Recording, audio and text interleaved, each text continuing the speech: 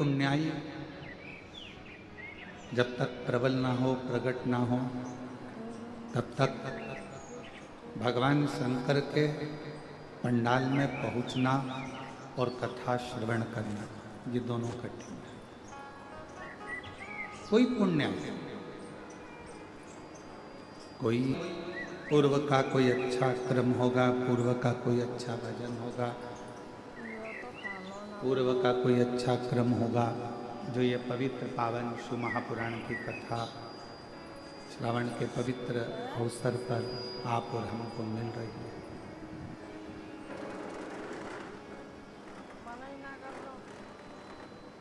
एक बात अपने जीवन में उतारिए। आज स्कंद षष्ठी है और आप सभी को मालूम हो श्रावण महीने की जो स्कंद षष्ठी होती है, स्कंद छठ होती है, षष्ठी होती है, ये पूरे वर्ष में केवल एक दिन श्रावण के महीने में आती है, जिस दिन भगवान शिव जी ने भगवान स्कंद देव को, कार्तिकेय बाबा को श्री सैलम में जाकर इतने वर दिए थे कि 33 कोटि देवी देवताओं ने भी वरों का भंडार स्कंद देव को प्रदान कर दिया। आवाज़ सेट नहीं हो रही, चोंगे जैसी आवाज़ आ रही है, उसको सेट करिए। और ऊपर के स्पीकरों में बिल्कुल आवाज़ नहीं है।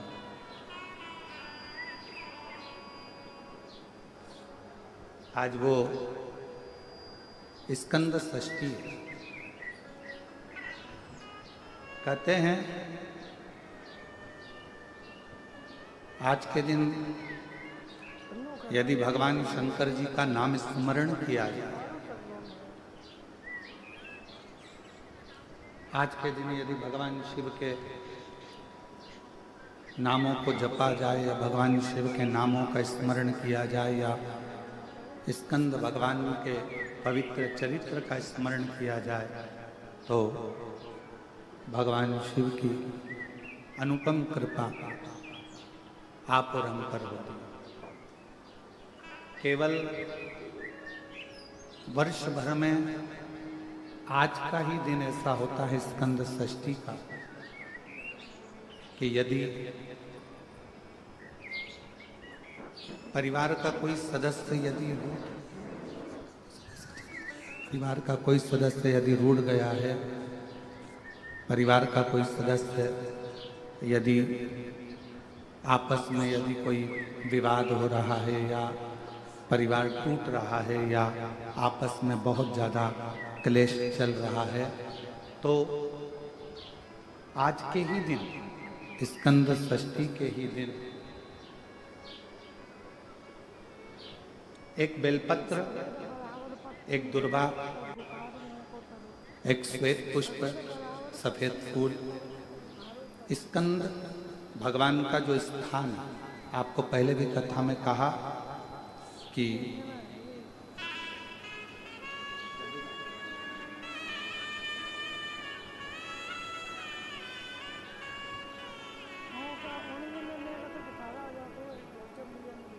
भगवान श्री शिवलिंग, जलाधारी माँ जगतजननी जगदम्बा अम्बा माँ पार्वती जी का स्थान, ये शिवलिंग, ये माता पार्वती जी का स्थान, और ये जो स्थान है इसमें राइट में गणेश जी, लेफ्ट में कार्तिकेय जी, बीच में अशोक सुंदरी। तो जो स्कंद भगवान का जो स्थान है, स्कंद भगवान का जो स्थान है, उस स्थान पर एक बेलपत्र, एक दुर्वा, एक श्वेत पुष्प चढ़ाकर जल की धार को स्कंद बाबा पे समर्पित करते हुए शिवलिंग पर अगर समर्पित किया जाता है तो कितना भी चाहे परिवार में विवाद चल रहा हो, चाहे परिवार में विवाद चल रहा हो, चाहे रिश्तेदारों में विवाद चल रहा हो, चाहे आपस में विवाद चल रहा हो, स्कंद षष्ठी के दिन अगर जल स्कंद भगवान का नाम लेकर समर्पित किया जाता है आज के दिन, तो परिवार में वापिस प्रेम बढ़ जाता है और परिवार टूटने से बच जाता है।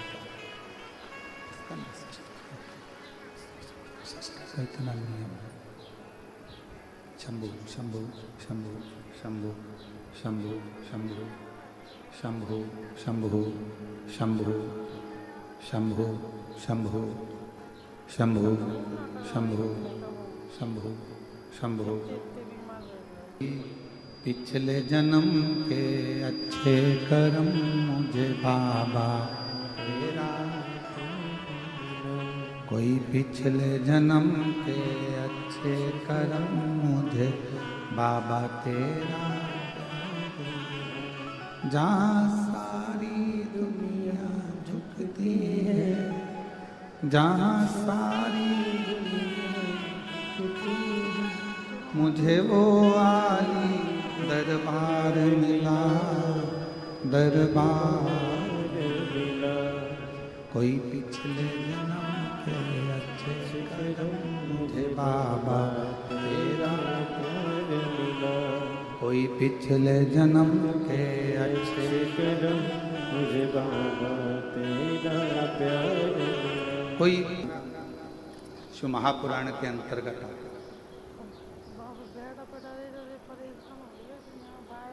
आप सभी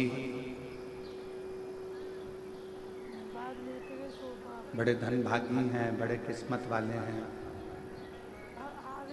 और बड़े भाग्यशाली हैं। शिव जी की बड़ी कृपा आप सभी पर है, जो भगवान देवाधिदेव महादेव भगवान शिव आप पर करुणा करें, कृपा करें, दया करें। और जो ये बोलबम सेवा कल्याण समिति कथा करा रही है, वो स्कंद षष्ठी के दिन आज प्रारंभ हो रही है। उसके लिए मैं श्री दया सिंह जी आपको बहुत बहुत धन्यवाद देता हूँ। इस पवित्र कथा का लाभ आप सभी को आपके माध्यम से प्राप्त हो रहा है। बोलबम का नारा है, दोनों हाथ उठाकर बोलबम का नारा है, सारी समस्या का हल। प्रेशर नहीं आ रहा है, प्रेशर देखिए।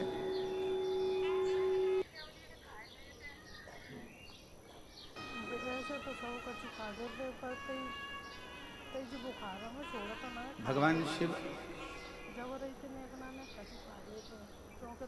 की करुणा की उदारता, करुणा उनकी उदारता। कहते हैं पूर्व में जितनी भी कथा का क्रम,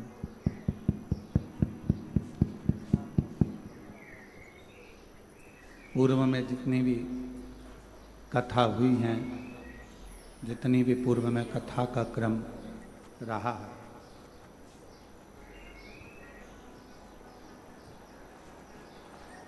केवल एक शिव महापुराण की जो कथा होती है उसका ये पंडाल नहीं माना गया।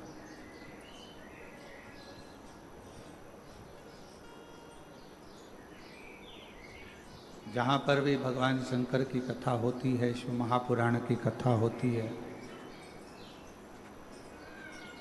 उसको पंडाल नहीं कहते,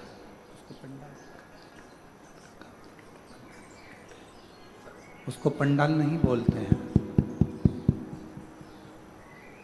उसको पंडाल नहीं कहा जाता। शिव महापुराण की जो कथा होती है, जो भी स्थान होता है, उसको भगवान शिव का कैलाश धाम माना गया है, जहाँ बैठकर शिव भक्त शिव महापुराण की कथा को श्रवण करते हैं।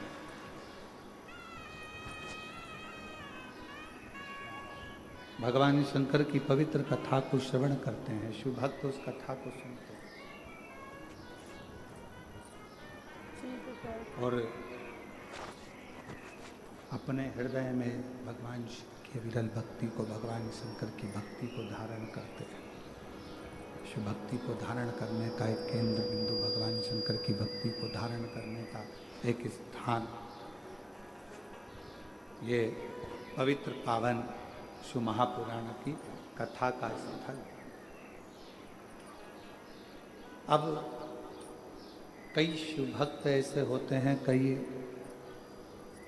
संसार में जन्म लेने वाले मनुष्य ऐसे होते हैं कि कैलाश धाम तक नहीं जा पाते, नहीं पहुंच पाते। पर मेरे शंकर भगवान ने, भगवान शिव ने अपनी वाणी में स्वयं तुमरुका जी से कहा है,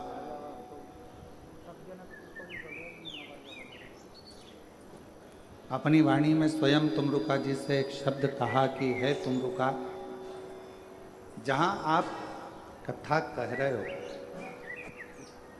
जहां मैं इस कथा को ईसर गोरा बनकर श्रवण कर रहा हूं,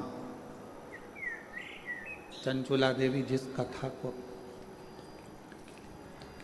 के लिए, चंचुला देवी अपने पति बिंदुक की मुक्ति के लिए, मोक्ष के लिए ये कथा श्रवण कर रही है। तो आज मैं वचन देता हूं तुमरुका जी कि जिस स्थान पर ये पवित्र शिव महापुराण की कथा जहाँ पर भी होगी, वो भूमि साधारण नहीं कहलाएगी।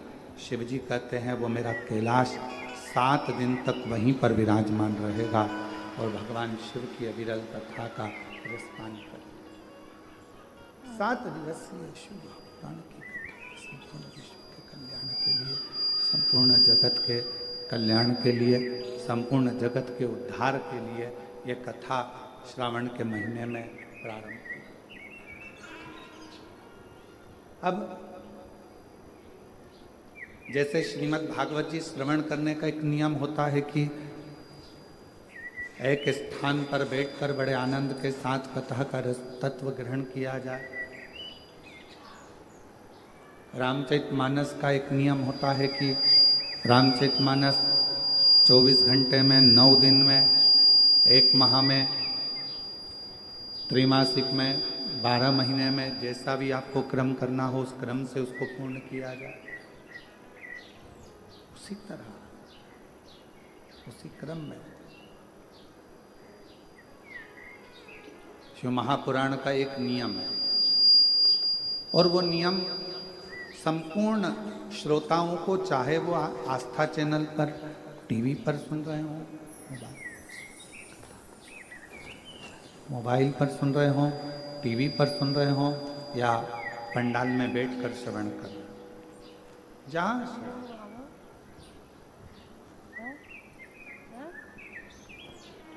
कथा के श्रोताओं का एक नियम होना चाहिए और वो नियम यहाँ बताया गया है कि कथा को सुनने वाला, कथा को श्रवण करने वाला, कथा को समझने वाला, कथा को श्रवण करने वाला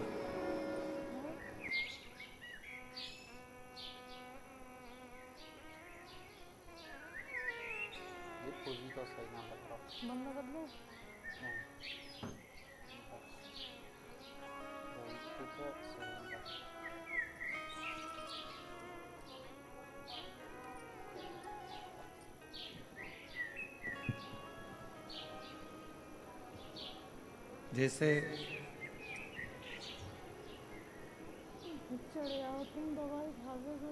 श्रीमद् भागवत का एक नियम होता है, जैसे रामचरित होता है, उसी तरह शिव महापुराण का भी एक नियम होता है। उसी तरह और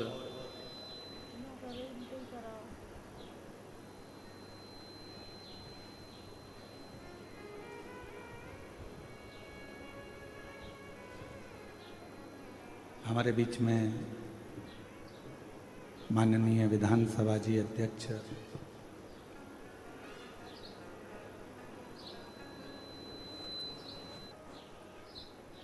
के है तुमरुका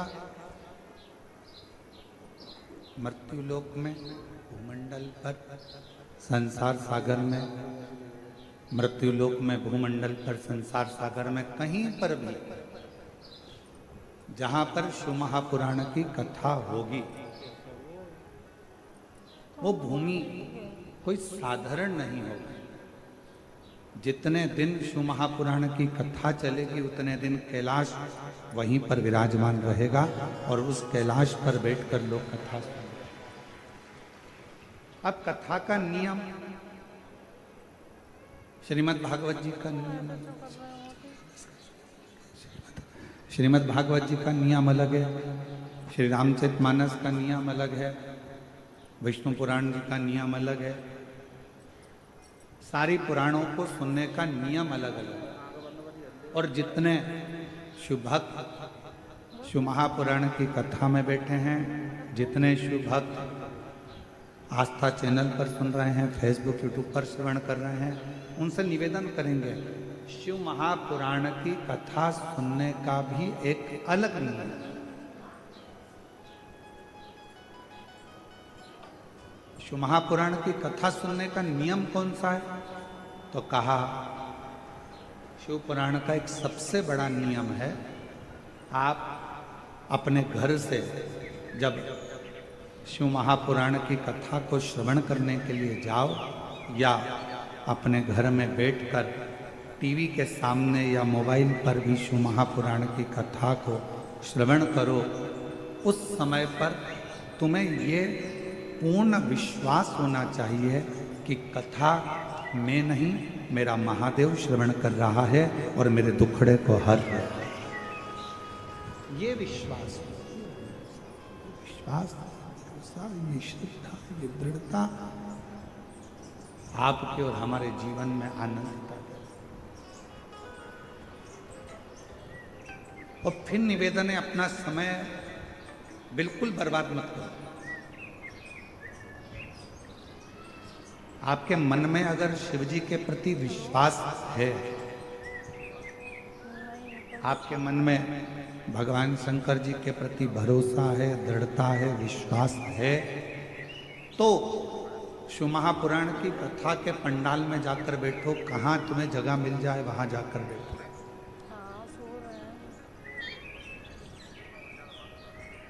यदि विश्वास नहीं है, भरोसा नहीं है, शिव जी पर हमारा दृढ़ता नहीं है, तो फिर कथा में जाने की जरूरत नहीं है। अपना काम करो, अपने घर में रहो, अपने व्यस्त। ये कथा, क्योंकि रामचरितमानस में तुलसीदास बाबा ने अपने शब्दों में कहा है शंकर विश्वास रूपिणो। ये कथा ही विश्वास है और विश्वास को ही शिव कहा गया।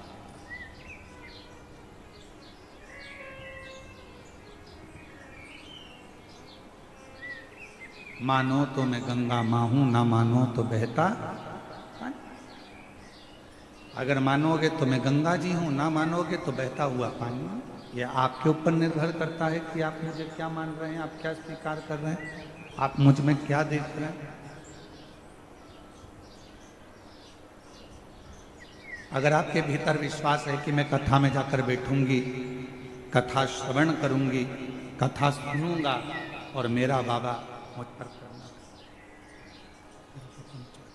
करेगा, मेरा बाबा मुझ पर दया करेगा, मेरा बाबा मुझ पर करुणा करेगा, कृपा करेगा, दया करेगा, तो निश्चित है मेरा शिव आप पर करुणा जरूर करेगा।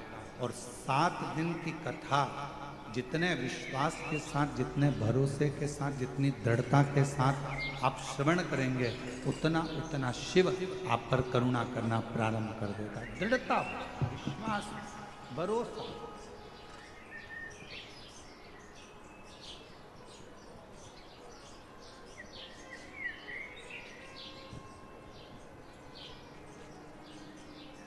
आपका घर बड़ा है, छोटा है, वो मायना नहीं रखता।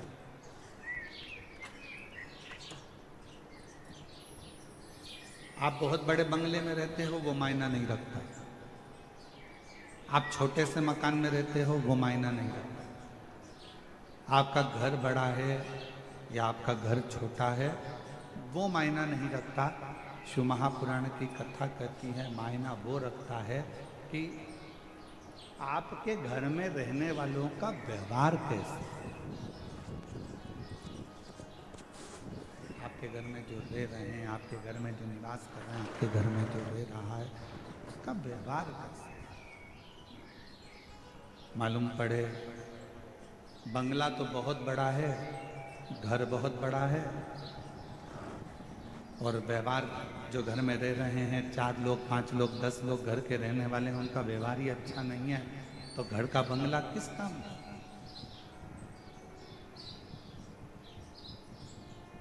घर बड़ा है या घर छोटा है वो कोई मायना नहीं रखता, पर मायना रखता है तुम्हारे घर का व्यवहार, तुम्हारे घर का व्यवहार कैसा है, तुम्हारे घर में रहने वालों व्यक्तियों का व्यवहार कैसा है। मालूम पड़े एक बहू उधर मुंह खुला कर रह रही है, एक बेटा उधर रह रहा है, एक बेटी उधर रह रही है, घर में थोड़े से रिश्तेदार आए, मालूम पड़ा ननन भाभी से ना बोले, भाभी ननन से ना बोले, ननन नंदोई से ना बोले, और पत्नी पति से ना बोले, सारे रिश्तेदार आते जरूर हैं, पर मालूम पड़े आपस में व्यवहार ही ठीक ना हो, तो बड़े बंगले का करोगे क्या। मकान बड़ा या मकान छोटा होने से व्यक्ति के जीवन में सुख नहीं है।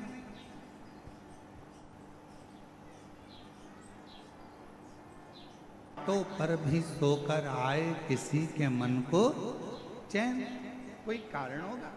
मालूम पड़े डनलप का गद्दा लगा है, एसी लगा है, खूब जोरदार मलमल की रजाई भी है, तकिया भी बिल्कुल एकदम कोमल है, और बड़े आराम से कमरा भी बिल्कुल क्लीन साफ एकदम बढ़िया है, और मालूम पड़े धन का बिस्तर मिल जाए पर नींद को तरसे ने। घर बड़ा है, बंगला बड़ा है, गाड़ी बड़ी है, कमरा बड़ा है, पलंग बड़ा है, गादी बड़ी है, तकिया बड़ा है, सारे सुख अपने आप उस कमरे के अंदर। ऐसा कोई सुख नहीं है जो तुम्हारे सोने के कमरे में नहीं है, और फिर भी तुमको रात को सोते समय एक ना एक गोली खाकर सोना पड़ रहा है। कभी घुटना दुख रहा, कभी कमर दुख रही, कभी कंधा दुख रहा, कभी सिर दुख रहा, कभी कोनी दुख रही, कभी पंजा दुख रहा। 24 घंटे में रात्रि के समय पर यदि चैन की नींद नहीं आ रही है तो समझ लेना कि धन तो बढ़ गया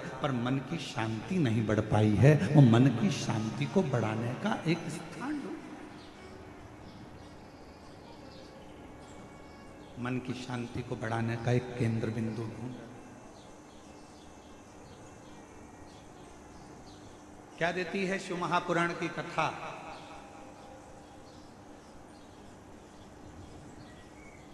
क्या प्रदान करती है शिव महापुराण की कथा।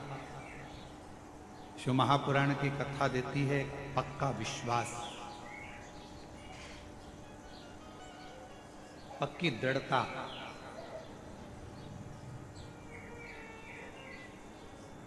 घर अच्छा हो और माहौल अच्छा नहीं हो ना तो उस घर में रहने का मन नहीं करता, और माहौल अगर अच्छा है और घर अच्छा भी नहीं है तो किराए के मकान में भी महल नजर आता है। अगर माहौल अच्छा, मकान अच्छा नहीं है, मान लो मकान अच्छा नहीं है और माहौल अच्छा है तो किराए के मकान में भी सुख नजर आता है, किराए के मकान में भी आनंद नजर आता है, किराए के मकान में भी आनंद की अनुभूति होती है।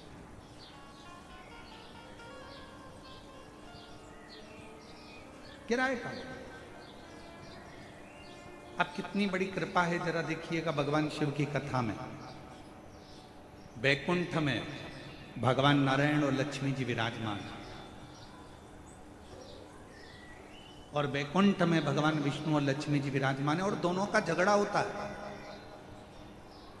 और भगवान नारायण और लक्ष्मी का झगड़ा होता है, और लक्ष्मी जी भगवान नारायण को श्राप दे देती है, हे नारायण तुम मुझ पर मुझे देखकर घोड़े जैसे हंसे हो, मैं तुम्हें श्राप देती हूं कि तुम्हारा सिर कटे और तुम्हें घोड़े का सिर लगे।